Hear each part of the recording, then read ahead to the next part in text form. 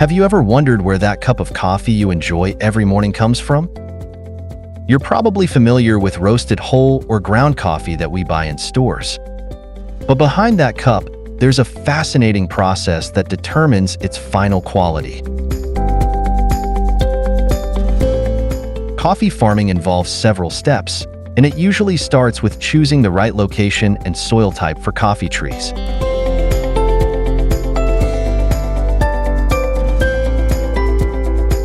Coffee trees thrive best in tropical and subtropical regions, where they receive plenty of rain and sunshine. Ideally, coffee grows at altitudes above 1,100 meters above sea level. The ideal temperature range for coffee trees is between 18 and 24 degrees Celsius. Coffee is grown from seeds selected for their quality. Often, these seeds are germinated in a nursery before being transplanted to the main field. At Becamo's nursery, we offer varieties certified by World Coffee Research. These high-quality seeds ensure disease-resistant plantations and fast growth. Unlike regular plastic bags, Becamo's EcoPill technology uses a cylinder composed of substrate, organic matter, and biodegradable paper mesh. In this cylinder, the coffee plant develops before being transplanted into its final soil. Another benefit of EcoPill technology is its easy transportation, as its size allows for more plants to be carried in less time. Coffee plants are generally planted in rows with a spacing of 2 meters between plants. The soil for coffee planting must be well drained and rich in nutrients. The planting depth should be 30 to 40 centimeters, and the soil should be firmly compacted around the seedlings.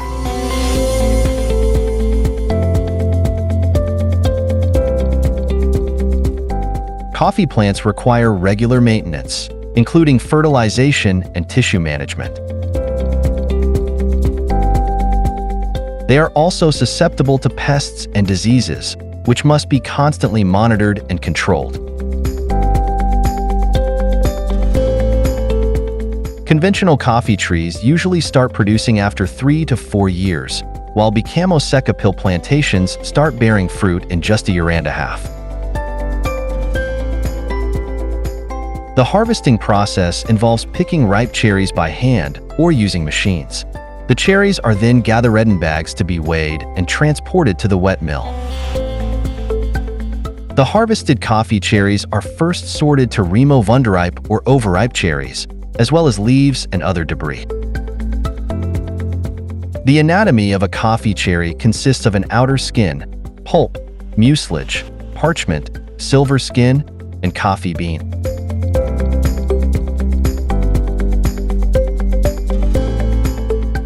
The outer layer of the coffee cherry, known as the pulp, is removed through a process called depulping. This is typically done using a depulping machine that separates the pulp from the inner bean, leaving the mucilage intact. The depulped beans are then fermented in water for 12 to 48 hours, depending on the processing method.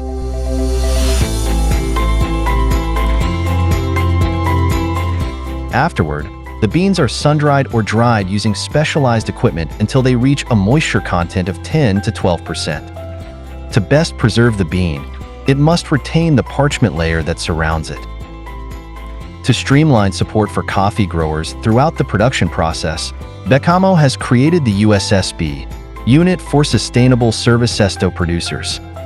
Its main objectives include promoting gender inclusion by encouraging the full participation of women and young producers. It also focuses on climate change adaptation through environmentally friendly practices aimed at protecting and conserving high-value ecosystems. Income diversification is encouraged through the cultivation of avocados, citrus fruits, and beekeeping projects integrated into the coffee agroforestry system. Additionally, small producers have access to flexible financing and project management for purchasing inputs. Becamo also supports farm renewal projects, improvements in wet mills, pulp management stations, and schools. At Becamo, we can receive both wet and dry coffee from our allied producers. Both types of beans are transported to our purchasing agencies, where they are weighed and cupped before being sent to the processing facility.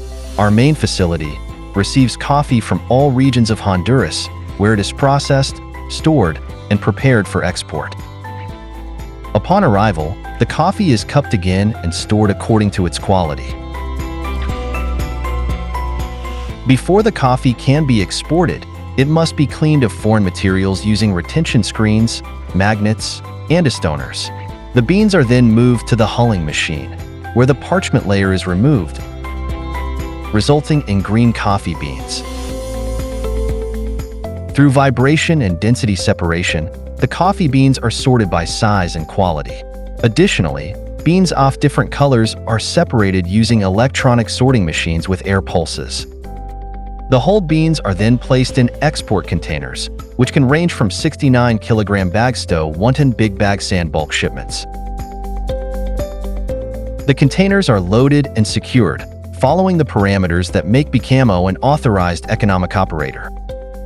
They are then dispatched to the port to begin their journey to roasters, who provide the final consumer with the full diversity of coffee that was processed. Now you know the journey that each coffee bean takes from the farm to your cup. Isn't it amazing?